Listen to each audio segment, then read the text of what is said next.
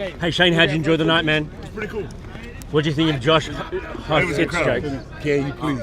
What do you think of him saying Michelle Obama's a man? What up, guys? Welcome back to the channel. It's your boy Phil Risden, and today it seems like the entire world is angry at Shane Gillis.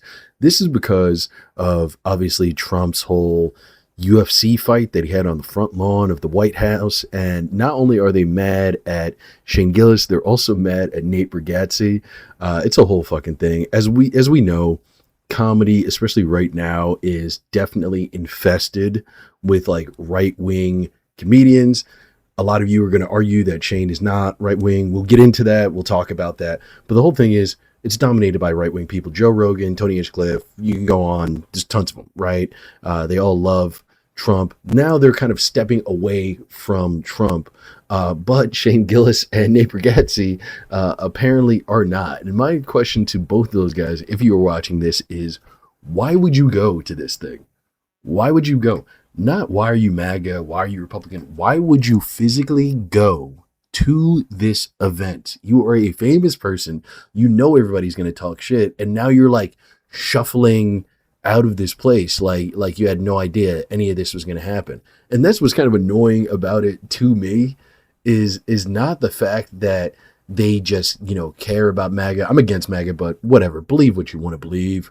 Who cares? It's just really the kind of stupidity and also just like arrogance of the situation. It's like, obviously MAGA people hate that right now, with all the ICE stuff going on and how Trump essentially fucked over the country with the whole Iran deal where we're now giving them $300 billion, and we have the same exact arrangement that we had before this whole entire war.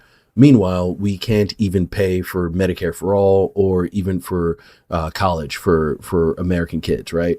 But we have enough money to send to Israel and to send to Iran for our dumb fuck ups. So needless to say, a lot of this shit is not going well. And these dudes, man, are definitely a bit tone deaf. Nate Bargatze, I think, will be fine because he's in that Brian Regan kind of world where he's a clean guy. He tours. He is big, but he's never somebody who's been all over television, which is why he's kind of become his own independent media mogul guy himself, almost on some like Tyler Perry-esque shit. Not to say that he's not better than Tyler Perry. He is. Tyler Perry sucks. But it's the model. You know what I mean? People shut you out, so you get in your way. So he'll always be fine. His fan base is mostly conservative people, Christian people.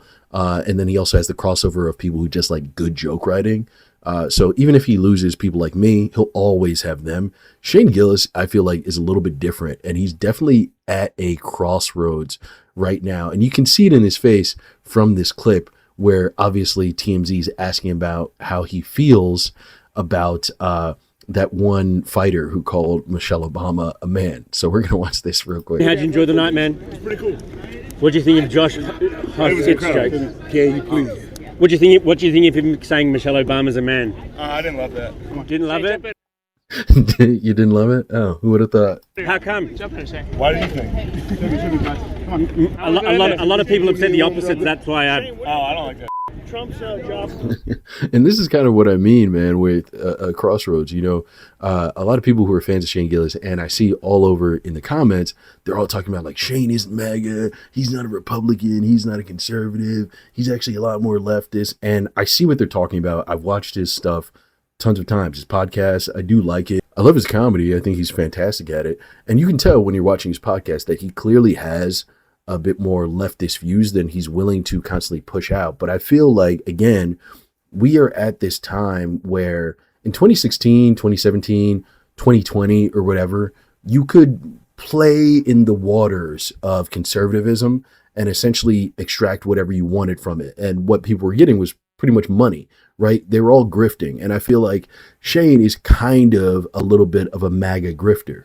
His parents are Republicans, so he knows how to talk that talk.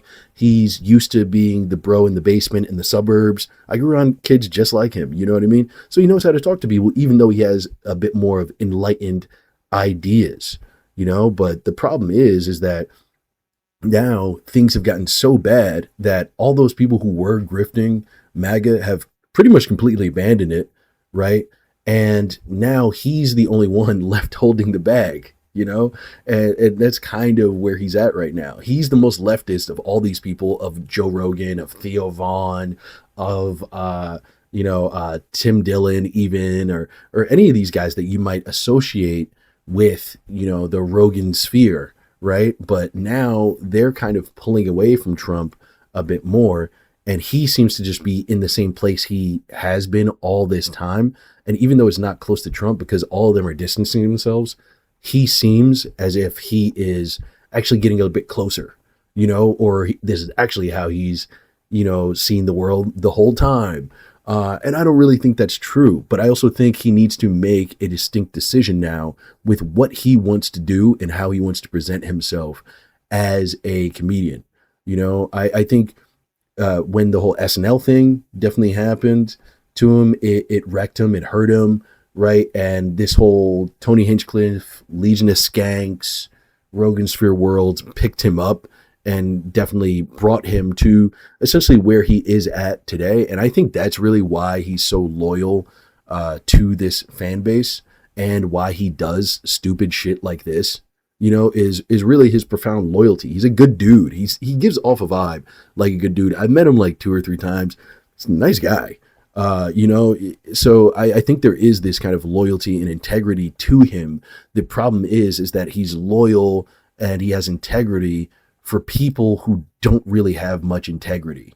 And now the world is seeing that, and this is becoming a profound problem, because he sees it as the mainstream world turned against me, and this world of like freaks and crazy dudes made me who I am. And that is true to an extent, but the real truth is Shane is an incredibly funny dude, and he's one of those guys that no matter what era he existed in, he would have found a way to be successful just purely based off of talent and his magnetism as a performer. So yes, these people did pick him up, but it's less that they gave him a career, and more or less that they clearly saw how good he was, and they had a machine behind them already and just put him into it, and his raw talent exploded the entire thing, and he became who he was because of himself. They were the conduit for it, but he is the thing at the end of the day that got them there. I think he needs to really come to terms with that and start thinking like, yo, what is going on right now? What am I actually supporting? Because again, I think there is a little bit of the doofy, like, Trump's an idiot, this is fucking crazy, like, I'm going to talk about this on my next special, so I got to go to his UFC 250 fight and watch, motocross before a fight on the White House lawn, and it sounds funny, and I'm going to put this in my podcast or the next joke that I write or whatever, right? And that's interesting, but I think people are kind of sick of all this bullshit now, man. The world is actually becoming worse, like truly becoming worse. And even if you got like a good witty joke out of this, people are not entertained at the fact that you were physically there. They've given up on Joe Rogan. A lot of people who are like still into Rogan sphere people, they've pretty much completely given up on Joe Rogan and see him as a corporate MAGA shill, but I think some people are a bit more disappointed in you. There's the liberals who are like, he's always been MAGA. But I also think there's a lot of people who are podcasting that are a little bit disappointed in you, because they're like, why the fuck are you even fucking here, man? Just talk shit about it from the podcast. Don't physically go there, man. And this is an interesting time, because I've also noticed too, with Lemaire on the podcast, they've had little backs and forths with Trump and with the whole ICE subjects and stuff before. And you can tell Lemaire is clearly like on the right side of history. Let's just say that, and even though Shane he's still having that fun of going back and forth. But like I said, people are just tired of it. They're done with it. They don't want to have this game anymore. These people are evil. It's very, very apparent that they are evil. And if you are anywhere near them in any sort of friendly way, now you are considered evil. There's that saying where if 12 people are sitting at a table with a Nazi, you have a table of 12 Nazis. And this whole guilty by association stuff is usually fucked up. But for things like this, I think it is very, very adequate. I think it's very, very fair. And I think he should maybe stop doing this. But it's also up to him, man. It's also up to him. I mean, he's a huge dude. He's a huge comedian.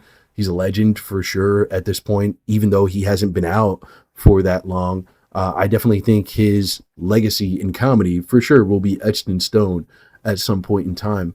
And I think he just needs to ask himself where he wants to go with that and what he wants to be known for. Because if he's sticking with this, this is always going to be a massive part of his legacy. And for years, people are going to be arguing with if he's even worth watching, paying attention to, or anything because of MAGA ties. I do think that 20 years from now, when we're looking back at this stuff, and hopefully the world is in much better shape, we're going to be looking back at all these different guys who align themselves with this shit, and we're going to call them like the MAGA years, you know, almost like the Dark Ages, you know, where we're just looking down at these people and we're like, yeah, their careers were awesome. They did a lot of cool stuff and they were really funny. But there was that 10-year period where they were fucking insufferable, you know, and that goes for Dave Chappelle, that goes for Joe Rogan, and now apparently that goes for him. So I don't know. I don't know what's going to happen with it, but I wish him all the best. And he is a funny dude and a very talented comedian. And he is someone who I do feel like has actually a good head on his shoulders. So I hope he fucking never goes to some stupid shit like this again. And eventually starts to distance himself from all those people that want to be close to Trump or that really give a shit about the Republican Party. Because the whole thing's fucked, man. The whole thing's fucked. But let me know what you guys think. Make sure to like, share, subscribe, and, you know, put some shit in the comments. We're going to talk about this, man. I'll see you guys later. That's been the video. Peace.